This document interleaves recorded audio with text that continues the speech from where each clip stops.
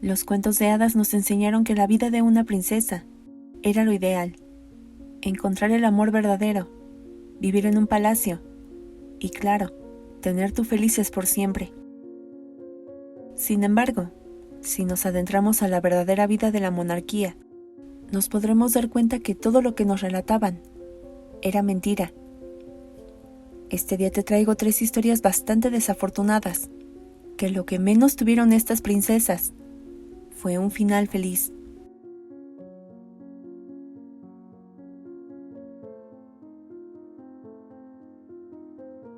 Ella era Isabel Amelia Eugenia, de Baviera, mejor conocida como Sisi, una hermosa chica que nació durante la Nochebuena de 1837 y a quien sus papás llamaban cariñosamente como su regalo de Navidad.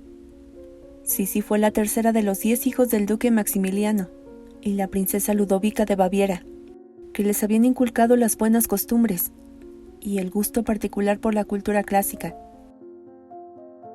Pero si en algo era criticada Sisi, era por su sobreexagerado amor a la libertad y hacia la naturaleza, que era mal vista por la monarquía.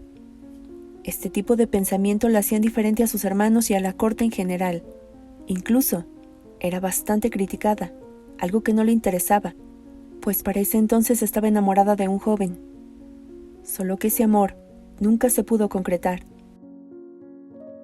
Y a causa de esto, viajó con su madre y hermana mayor a la casa de verano de la familia imperial, donde volvió a ver a Francisco José, quien a través de un acuerdo estuvo a punto de convertirse en el esposo de su hermana. Pero todo cambiaría cuando al volver a ver a su prima Sisi, quedó prendido a su belleza. Ya no era la niña que años atrás había conocido, y su reacción no era para menos, ya que la joven era una atractiva doncella de rostro ovalado, tez blanca y espléndida cabellera, por lo que de inmediato supo que era la indicada para convertirla en su esposa. Por supuesto que nunca se le tomó parecer a Sisi, que aún era una adolescente, a diferencia de Francisco José, que acababa de cumplir 23 años. La joven, pese a que se sintió halagada por sus intenciones, notó que sus intereses y temperamento diferían de su primo. Pero en aquel entonces una mujer no se podía negar a un compromiso matrimonial, sin importar la clase a la que se perteneciera, y consciente de que el emperador de Austria jamás admitiría una negativa, una vez que se pidió formalmente su mano, dio el sí. La boda se llevó a cabo el 24 de abril de 1854, en la iglesia Agustinos de Viena, en donde Francisco José se declaró un ferviente enamorado de Sisi. Pero aquí comenzaría una terrible pesadilla para la joven, pues todo el tiempo estaba alejada de su esposo, debido a las obligaciones que tenía la corona. Sin embargo, no se comparaba en nada a los constantes reproches que recibía por parte de la madre de Francisco José, la archiduquesa Sofía, una mujer que gustaba de imponer, y con su nuera no sería la excepción, pues incluso su vestimenta, costumbres y hábitos eran cuestionados. De ahí que le colocaran damas de compañía, para que fuera vigilada las 24 horas del día. Y basta con que te diga que eran tremendamente conservadoras, para que te des una idea de la tortura que sufría Sisi, cuya alma era ser libre. Pero esto empeoraría cuando la emperatriz dio a luz a Sofía, su primera hija, pues la archiduquesa le arrebató de sus brazos a su hija, y desde ese momento se hizo cargo de la pequeña, considerando que la joven madre era totalmente incapaz de educarla. Tal vez por ser la primogénita del matrimonio, se podría tomar como una sobreprotección. Pero tristemente la historia se repitió al año siguiente, cuando nació Gisela, y la emperatriz, ante la falta de carácter de su esposo para detener esto, Sisi logró imponerse, y 15 días después del nacimiento de la pequeña, las trasladó a sus habitaciones para poder ejercer su labor como madre. Aparentemente, Sisi había ganado, y por primera vez después de haberse casado, se sentía ella misma. Pero en la primavera de 1857, Francisco José y Sisi vivieron en carne propia un dolor que jamás pudieron superar, sobre todo Sisi, ya que tras viajar a Hungría por primera vez como familia, la pequeña Sofía contrajo disentería y a causa de esto murió el 29 de mayo de ese año, en Budapest. Sisi hasta su muerte se sintió culpable de esto, pues en Hungría había demasiados contagios, algo que era conocido por la archiduquesa, y de hecho les había advertido que no las llevaran. Pero Sisi, al pensar que buscaba imponer su voluntad, no hizo caso, por lo que luego de esta pérdida, devolvió a su suegra la responsabilidad de educar a Gisela.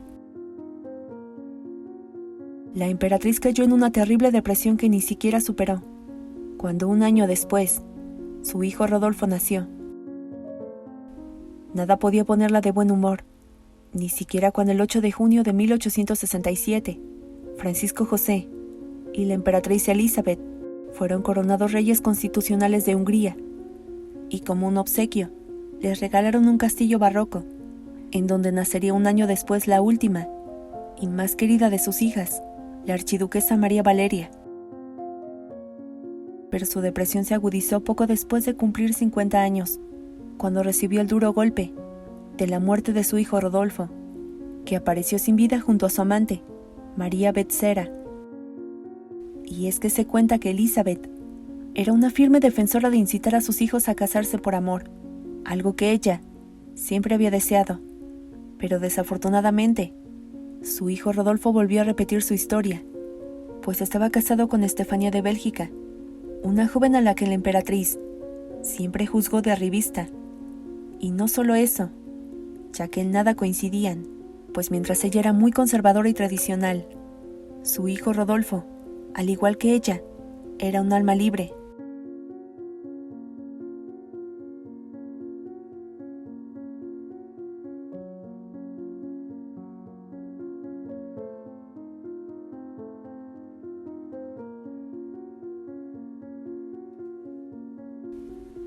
Ante esto, Sisi nunca pudo volver a tener un rostro carismático, nunca más volvió a vestir de color, y en memoria de la muerte de sus hijos, decidió mantener el luto perpetuo. Además, se negó a dejarse fotografiar el rostro, e intentaba que siempre estuviera cubierto. Tristemente, la vida de la reina Sisi finalizó el 8 de septiembre de 1898, pues mientras regresaba de Ginebra, tomó un ferry que la llevaría a Mondrieux, y al tropezar casualmente con otro pasajero, sintió un fuerte golpe en el costado, y sin saber las razones, se desvaneció. Sisi perdió la vida aquella tarde, y las causas de su muerte se sabrían más tarde, pues aquel viajero que se había cruzado en su camino era un anarquista italiano, que le había clavado un estilete, muy cerca del corazón. Su cuerpo fue trasladado, y su esposo se negó a que la emperatriz descansara, donde ella había dispuesto, a las orillas del Mediterráneo. Consideraba que Sisi debía ser sepultada en la cripta de los capuchinos, en la misma Viena en la que nunca amó ni comprendió.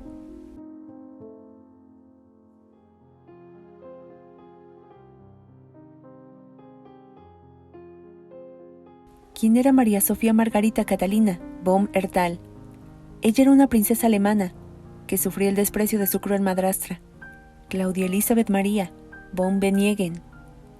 Después de que su padre, el príncipe Philipp Christoph, conde de Kurmainz, se casó con la condesa, quien era famosa por su carácter cruel, y sin olvidar que tenía preferencia por sus hijas del primer matrimonio, lo que provocaba que su desprecio fuera más despiadado hacia la princesa. María Sofía estaba parcialmente ciega a consecuencia de la viruela, y ante su condición, la princesa, dicen los pobladores, quienes le tomaron cariño gracias a su carácter bondadoso y a las terribles desgracias que había vivido a su corta edad, fue objeto de maltrato y sometimiento que le causaba su madrastra. Este relato, según los historiadores, está basado en el cuento de Blancanieves, incluso el espejo mágico que aparece en el cuento, con el cual se comunica a la reina, pues la familia de Philipp Christoph, cuya residencia estaba asentada en un poblado de Lord, junto al río Meno, cerca de Frankfurt, poseía en su castillo un espejo parlante, un juguete acústico, idéntico a uno que estuvo de moda en el siglo XVIII, y que cabe destacar, eran fabricados en Lourdes.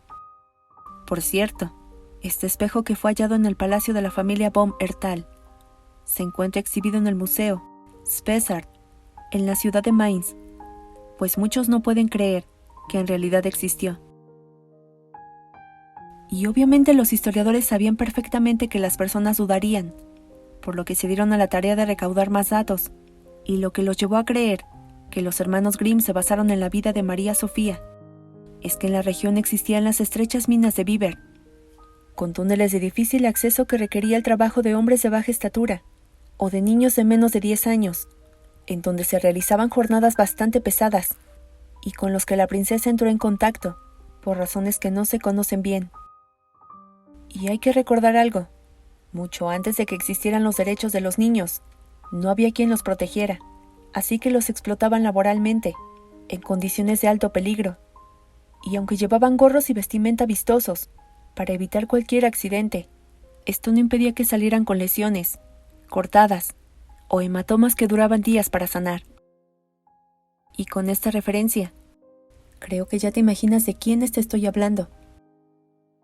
María Sofía, ante la falta de atención por parte de su padre, siempre estaba con problemas de salud que día a día empeoraban, lo que acentuaba su fragilidad y ceguera, así que su corta vida la pasó con largos periodos en cama, lo que la llevó a que su carácter se hiciera indefenso y su vida lentamente se apagara. Sin embargo, los historiadores dicen que la princesa, que no pasaba de los 14 años, llevó una infancia triste, vacía y sin lo más importante, el amor que nunca pudo recuperar. Y no me refiero al de su padre, sino al de su mamá, de quien decía era su alma gemela. Y aunque hay otra historia sobre la princesa Margaret von Waldeck, de quien se cuenta es la verdadera Blancanieves, pues hay mucha similitud, la historia de la princesa María Sofía se acerca aún más, por lo que los historiadores apuestan más por esta historia que por otra.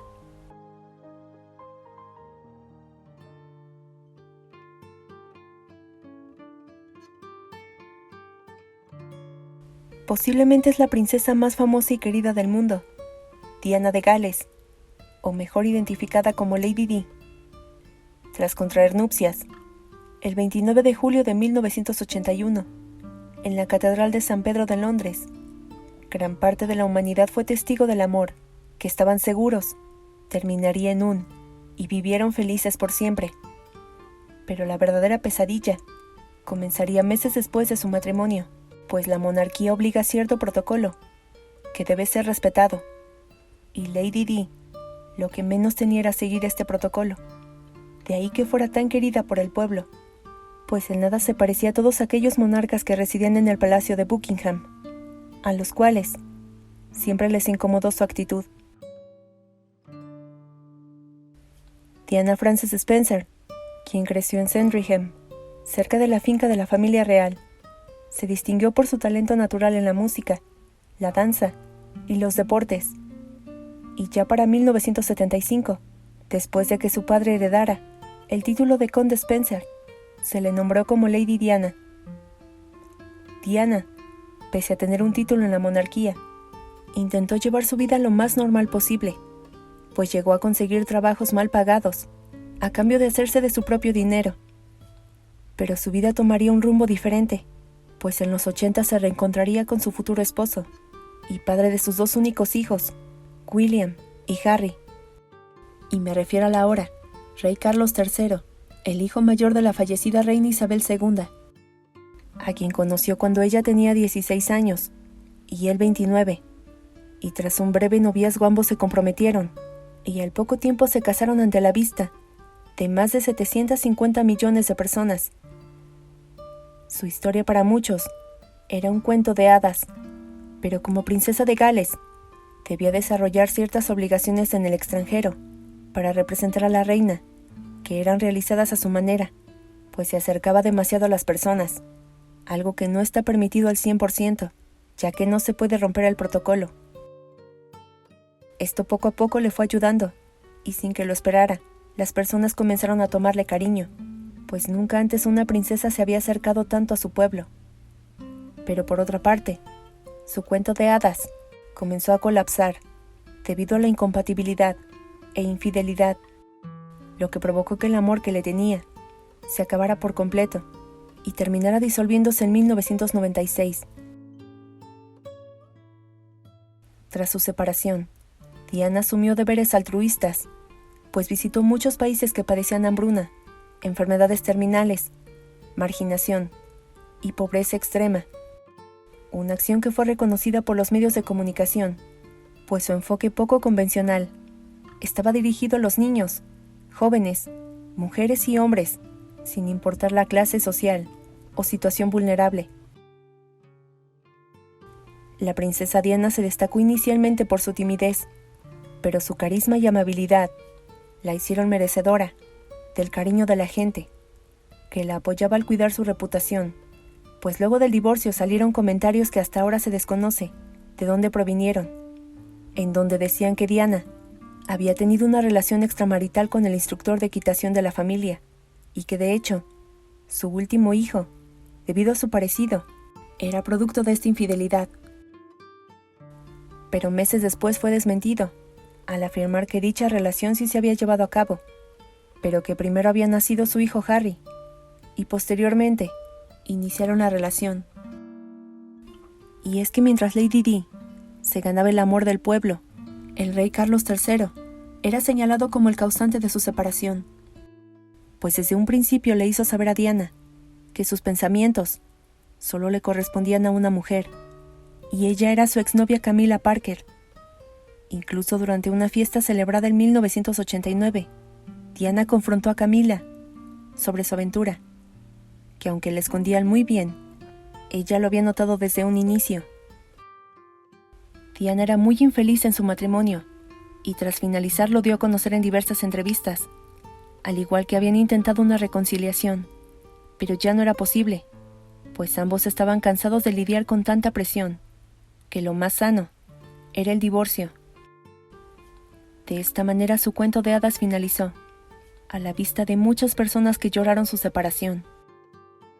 Sin embargo, las noticias se paralizaron el 31 de agosto de 1997, ante su inesperada muerte en un accidente de tráfico en Francia, tras huir de un grupo de paparazzis. Por medio de una radiografía que le hicieron, detectaron que las causas principales fueron por una hemorragia interna, y aunque hicieron de todo para ayudarla, les fue imposible.